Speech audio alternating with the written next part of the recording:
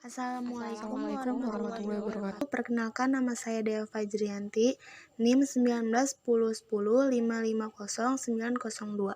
Perkenalkan, nama saya Windy Kurnia Pangasuti, NIM 191010550914. Perkenalkan, nama saya Karlisya Rakatiwi, NIM 191010551243. Assalamualaikum warahmatullahi wabarakatuh. Perkenalkan, nama saya Dea Fajrianti. Di sini saya akan menjelaskan tentang pengertian penyajian data statistik. Penyajian data statistik merupakan salah satu kegiatan dalam pembuatan laporan hasil penelitian yang telah dilakukan agar dapat dipahami dan dianalisis sesuai dengan tujuan yang diinginkan. Data yang disajikan harus sederhana, jelas, agar mudah dibaca. Contohnya itu ada percobaan biologi. Nah, di sini tuh disuruh mengamati pertumbuhan tanaman kacang hijau setiap berapa hari sekali. Nanti baru akan mencatat panjang batang tanaman untuk diamati pertumbuhannya. Dari hasil pengamatan itu diperoleh catatan angka-angka panjang batang tanaman kacang hijau. Nah, baru angka-angka itulah yang kita sebut sebagai data. Tabel pertumbuhan kacang hijau. Di contohnya, di sini ada tabel hari dan tinggi tanaman. Yang pertama, di hari ke-1 ada tinggi tanamannya 0,3 cm, yang kedua 1,5 cm, yang ketiga 4,5 cm, yang keempat 8,0, yang kelima 10, yang keenam 12,5, yang ketujuh ada 15 cm.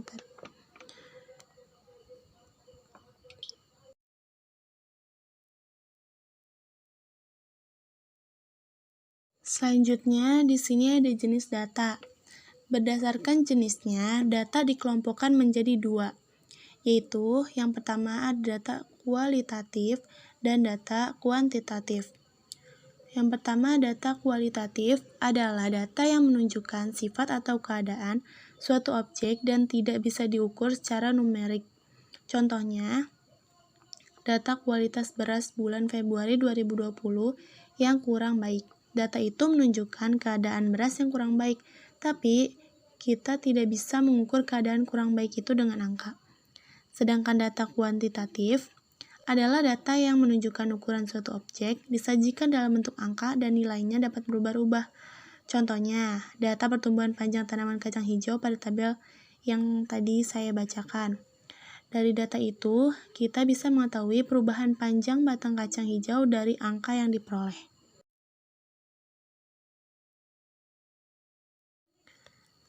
Selanjutnya, ada penyajian data. Penyajian data ini bertujuan untuk menyederhanakan bentuk dan jumlah data, sehingga dapat mudah dipahami oleh pembaca. Terdapat dua cara untuk menyajikan data, yaitu dalam bentuk tabel dan diagram. Macam-macam bentuk penyajian data. Yang pertama, ada penyajian data dalam bentuk tabel. Tabel merupakan susunan data dalam bentuk baris atau kolom. Penyajian data dalam bentuk tabel berarti mengumpulkan data-data ke dalam kelompok yang sama pada suatu baris atau kolom, sehingga setiap kelompok memiliki frekuensi atau jumlah. Contohnya, pada tabel di sebelahnya, ada tabel frekuensi rasa es krim yang disukai siswa. Di sini ada rasa es krim yang disukai, terus dan frekuensi. Bisa dilihat gambarnya ya.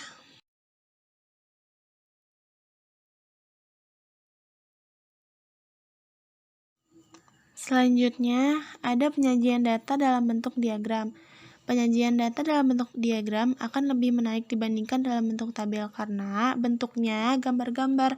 Penyajian data bentuk ini dibedakan menjadi dua, yaitu diagram lingkaran dan diagram batang.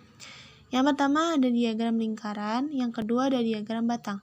Yang pertama, diagram lingkaran itu adalah data-data yang akan disajikan dalam bentuk lingkaran.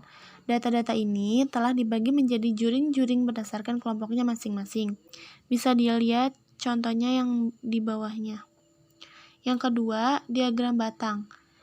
Diagram batang itu adalah data-data yang akan disajikan dalam bentuk persegi panjang yang memanjang ke atas dan memiliki lebar yang sama.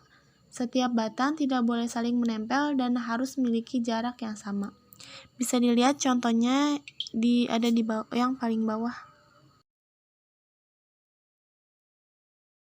Selanjutnya, menentukan nilai rata-rata MAN. MAN merupakan nilai rata-rata yang didapat dari penjumlahan seluruh data, kemudian dibagi dengan jumlah data yang digunakan. Rata-rata tersendiri dibagi menjadi dua jenis. Yang pertama ada rata-rata yang menggambarkan populasi yang merupakan parameter. Yang kedua, ada rata-rata yang menggambarkan sampel yang merupakan statistik.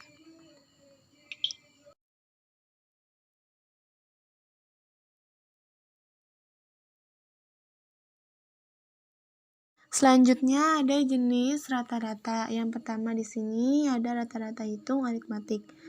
Rata-rata ini biasanya disebut dengan ukuran pemusatan data yang paling sering digunakan dalam berbagai kondisi. Dalam data perhitungan rata-rata dibagi menjadi 3 jenis. Yang A, rumus rata-rata hitung data tunggal adalah data tunggal yang disajikan satu per satu. Di sini terdapat rumus cara menghitung data tunggal aritmatik. Yang B, rumus rata-rata hitung data berkelompok adalah data yang disajikan dalam interval tertentu dan setiap interval memiliki frekuensi. Di sini juga ada rumus cara menghitung data berkelompok pada aritmatik.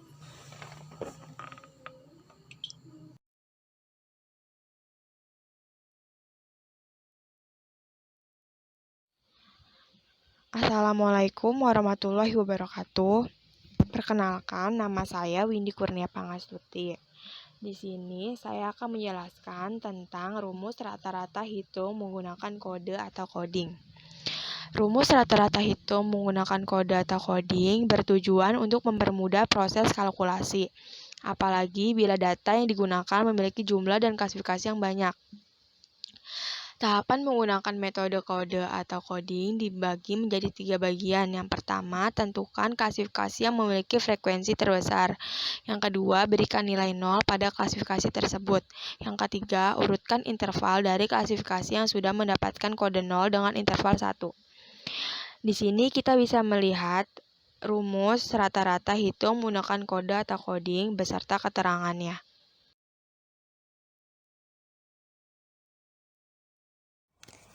Selanjutnya, saya akan menjelaskan tentang contoh soal rata-rata hitung data tunggal. Berikut ini merupakan data produksi sebuah pabrik di tahun 2018 dari bulan Januari sampai Desember, dengan jumlah produksi yang sudah tertera. Dengan data yang sudah dimiliki, dapat diselesaikan menggunakan rumus rata-rata hitung data tunggal seperti yang sudah tertera di layar. Untuk mendapatkan nilai X dapat dihitung dari total jumlah produksi dibagi total bulan. Nilai yang diperoleh 5020 dibagi 12. Lalu hasilnya 418,33. Jadi rata-rata penjualan setiap bulannya selama tahun 2018 adalah sebanyak 418 unit produk. Selanjutnya, contoh soal rata-rata hitung data berkelompok. Terdapat rata-rata berat badan 100 orang mahasiswa. Data terlampir. Hitung rata-rata berat badan dari kelompok mahasiswa tersebut. Kita telah memiliki data berat badan 100 orang mahasiswa. Untuk menghitung rata-ratanya, kita perlu mencari MI dan FI. Nilai MI didapat dari rata-rata kelompok berat badan mahasiswa. Kemudian MI kali FI-nya didapat dari jumlah mahasiswa dikali jumlah MI. Jadi total MI kali FI 6.575. Kemudian dibagi total jumlah mahasiswa. Lalu hasilnya 65,75. Jadi rata-rata berat badan pada kelompok mahasiswa tersebut adalah 65,75 kg. Selanjutnya, contoh soal rata-rata hitung data kode atau coding. Dengan menggunakan data yang sama, yaitu contoh rata-rata hitung data berkelompok, mari kita hitung dengan metode pengodean dengan penyelesaian sebagai berikut. Dengan menggunakan rumus dengan rata-rata kode, maka didapat rata-rata berat 100 mahasiswa adalah 65,75 kg. Selanjutnya, saya akan menjelaskan tentang rata-rata geometrik. Rata-rata ukur atau geometrik digunakan untuk mengetahui nilai rata-rata perubahan produksi, rata-rata tingkat perubahan harga, dan lain-lain. Formulanya bisa kita lihat seperti yang tertera di layar. Selanjutnya, contoh soal rata-rata ukur geometri. Seorang direktur ingin mengetahui berapa rata-rata pertumbuhan inflasi selama 3 tahun terakhir. Berdasarkan data yang ada, diketahui bahwa inflasi 3 tahun terakhir adalah 3%, 4%, dan 5%. Tentukan rata-rata pertumbuhan inflasi 3 tahun terakhir.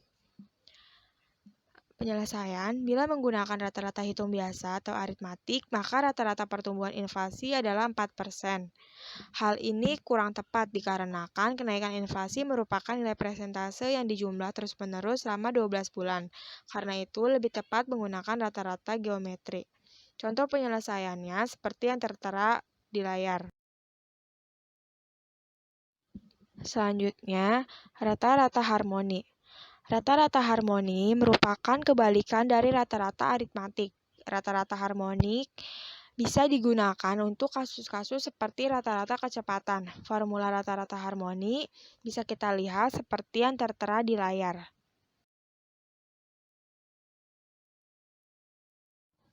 Selanjutnya, contoh soal dari rata-rata harmoni. Andi mengendarai motor dengan kecepatan 40 km per jam dari kota A ke kota B, lalu kembali dari kota B ke kota A dengan kecepatan 50 km per jam. Berapa rata-rata kecepatan Andi berkendara? Penyelesaiannya, jika menggunakan rata-rata hitung atau aritmatik, maka rata-rata kecepatan Andi adalah 45 km per jam. Dengan menggunakan rata-rata harmoni, rata-rata kecepatan yang didapat adalah seperti yang sudah dijelaskan di rumus. Jadi, rata-rata kecepatan harmoni Andi berkendara adalah 44,44 km per jam.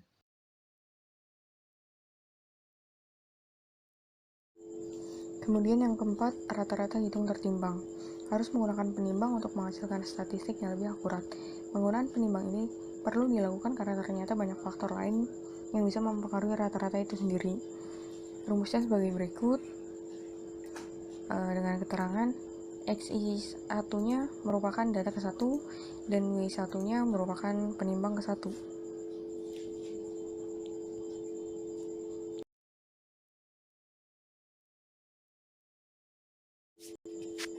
Kemudian contoh soalnya. Dengan menggunakan data berikut, hitung rata-rata tertimbangnya. Penyelesaian. Dari tabel ini, dapat dilihat untuk rumus rata-rata tertimbangnya adalah jumlah produksi dikali jumlah hari kerja dibagi keseluruhan total hari kerjanya. Maka, diperoleh rata-rata tertimbangnya adalah sebesar 416,30. Berdasarkan data tersebut, terlihat bahwa jumlah produksi per bulan adalah 416 unit dengan menggunakan penimbang jumlah hari kerja.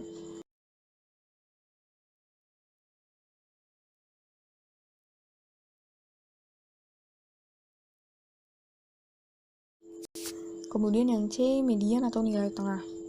Median merupakan nilai tengah dari sekumpulan data. Median didapatkan dengan mengurutkan data dari nilai terkecil hingga terbesar. Pada prinsipnya, median membagi data menjadi dua bagian yang sama besar. Yang pertama ada median data tunggal. Untuk menentukan median data tunggal dilakukan dengan mengurutkan data dari yang terkecil hingga yang terbesar. Untuk data berjumlah ganjil, maka menggunakan rumus seperti berikut. Kemudian, untuk data berjumlah genap, rumusnya sebagai berikut. Dan yang kedua ada median data berkelompok. Bila data yang digunakan berada dalam kelompok atau interval tertentu, maka dibutuhkan formula lain dalam menentukan nilai median. Dengan rumusnya seperti berikut. Dengan keterangannya, median sama dengan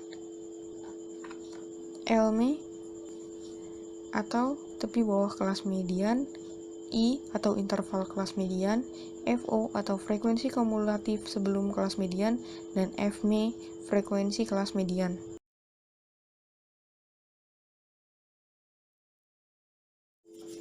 Berikutnya ada contoh soal median data tunggal. Nilai ujian dari 9 mahasiswa kelas A adalah sebagai berikut: 50, 70, 75, 65, 90, 75, 80, 85, dan 90. Berapa nilai mediannya? Penyelesaian. Untuk yang pertama, urutkan data dari yang terkecil hingga yang terbesar. Setelah itu, tentukan nilai A seperti berikut. Maka didapat median pada kelompok datanya adalah sebesar 75.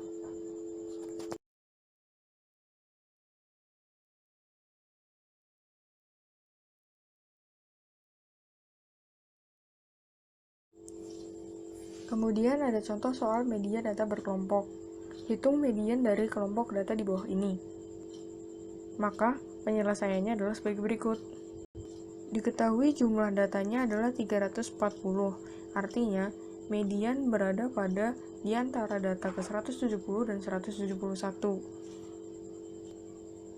Diketahui LM-nya 50,5, I-nya atau interval 10, N-nya atau jumlah datanya 340, FO-nya 110, dan FM-nya 85. Maka penyelesaian dengan menggunakan rumus median data berkelompok sebagai berikut. Jadi, median pada kelompok data di atas adalah 57,56.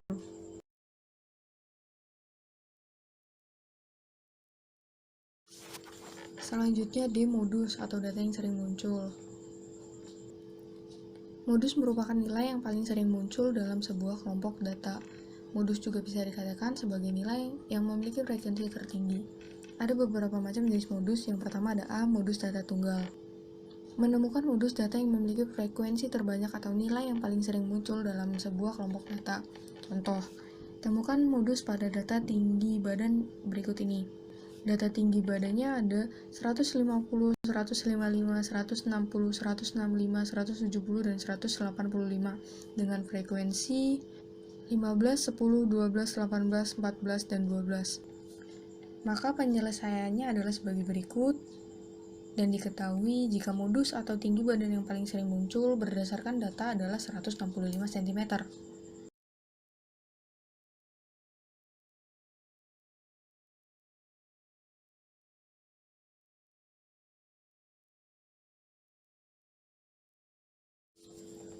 Kemudian B. Modus data berkelompok. Bila menganalisis data berbentuk kelompok atau interval, maka formula yang digunakan berbeda dengan data tidak berkelompok. Dengan menggunakan rumus berikut, di mana Elmo merupakan tepi bawah kelas modus yang memuat frekuensi terbanyak. FM1 merupakan selisih frekuensi kelas yang memuat modus dengan frekuensi kelas sebelum kelas modus. Dan FM2 selisih frekuensi kelas yang memuat modus dengan frekuensi kelas sesudah kelas modus. Dan I merupakan interval kelas. Contohnya sebagai berikut. Pada data tersebut, jika diterapkan pada rumus modus data berkelompok, maka didapat nilai modus pada kelompok tersebut adalah 56,75. Dan berikut merupakan daftar sumber yang kami peroleh untuk mengisi data presentasi kali ini.